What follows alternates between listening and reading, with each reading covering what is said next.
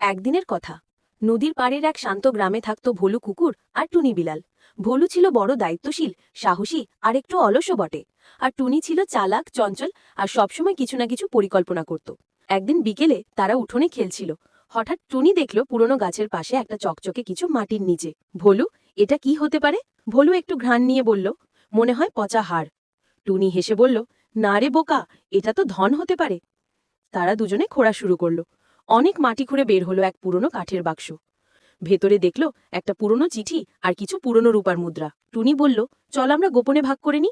ভোলু মাথা নাড়ল, না টুনি, হরিদাস কাকু আমাদের যত্ন করেন, ধনটা ওনাকেই দিতে হবে।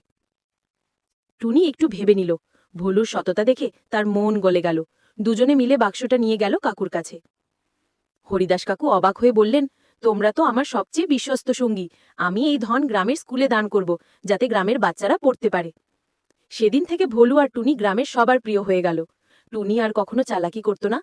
রাতে তারা উঠোনে বসে চাঁদের দিকে তাকিয়ে হাসত। টুনি বলতো, আজ বুঝেছি, ধন মানে শুধু টাকা নয়, ভালো মনটাই আসল ধন।